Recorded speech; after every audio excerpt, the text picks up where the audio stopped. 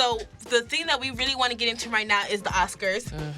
We mentioned it a little bit previously in the previous segments, but I really want to get into kind of how, even right now, when they released the nominations, only one person of color was really nominated, and that was Cynthia for her role as Harriet. And my only thing with the Oscars is I just don't understand why, one, the pool and the nominations are always so low when it comes to people of color. And for her to be the only real one to be nominated this time around, I think is actually kind of wild. And there was a hashtag called Oscars So White, started 5 years ago to address this same issue. So this is not something that just happened. This is not something that, people are not too aware of. And not even too long ago, Joaquin Phoenix actually, made a whole speech about it. And when he received his reward, he was thankful, but also making it very known that people as an industry make it very unwelcoming for people of color to make it feel like they're invited and that their artwork is valued.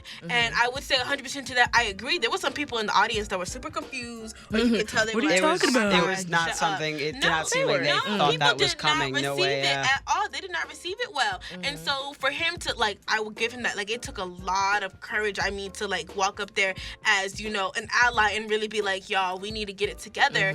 And for people not even, I don't know if they necessarily took him seriously per se, but for him to actually be able to say that and then to see exactly what he was saying at the Oscars when they were nominated, it was it brought it full circle. Hello, this is a real problem. So I'm thankful that people are speaking up about it. And I know for a fact this was something that was on my radar. I've done studies about this. I've done a thesis about this, because I'm very much into that part of the culture. So for me, it was just shell shocking.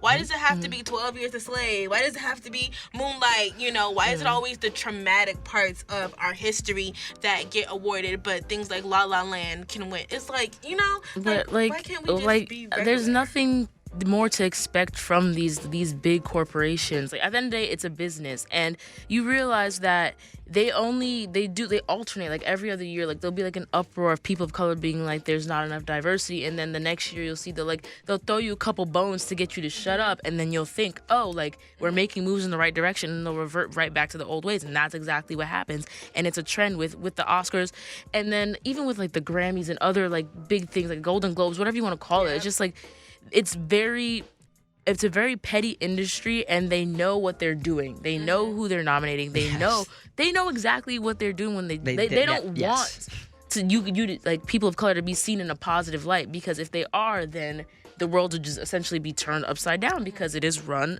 and we live in a white supremacist world. There's no way to have white supremacy without keeping the image of people of color in a negative light. So having these negative stereotypes and everything, it just further fuels this. And to your point about the movies that actually get nominated, I feel like they probably feel as though if they don't nominate those kind of movies, then it's kind of saying that they don't care about the history of Black people or minorities in this country. And when in reality, they don't, but they have to save face and make it look like they do, because everyone can recognize that slavery and any kind of just genocide was terrible. They just have to acknowledge that just so that they don't get any backlash. But I don't know. I just think there's just so many other things. When you think about even going back to the first woman that was ever, first Black woman that ever won an Oscar was for her role as a slave. Granted, that was probably the only role that she could have got at the time. But even going from that, The Help with Viola Davis, Green Book with Mahershala Ali, it's at some point, that's one that I want to be able to know. Can we talk about something else? Can we get awarded for things Right Along? Granted, we got Black Panther, but there's other quality content that is out there, that I just think is kind of just we're amiss if we're Barbershop with Ice Cube. Yes. There's just so many things that you'd be going amiss for. Even When They See Us, I think, kind of got robbed too. Thankfully we did come out with a win. Yeah, Jarrell Jerome, exactly. But it was nominated. Oh, that's cool. Yes. I actually got to meet Chris Bowers, who did the composition for When They See Us, so that was really cool. But that's what I'm saying. Even those things, which is still very traumatic to our history, but even those things are the only things that I feel really get recognized. But those are our stories. I'll be honest. So I'm not upset for people getting the nominations for that. I just wanted to not have to be just those things being nominated. And it can also have to do something with the roles, because you realize that people of color always talk about how hard it is for them to get cast in anything. Because I remember do you know the show Good Girls? Like Manny, I forgot, he plays the gang banger in the show, and he's like, it's very hard for him as a Hispanic man to get like roles. Like his white counterparts will have people who are like vying for his attention, vying for their attention to get them to be a part of their shows. But for him, it's like right back to auditioning. So it's like, you know, they might not be really getting roles either, besides those traumatic stories where like no one like you're not gonna even the context, because I remember I can't remember if like what organization it was, but Lionheart, a Nigerian movie, actually got kicked out of nominations because their language as an international like field, their language was English.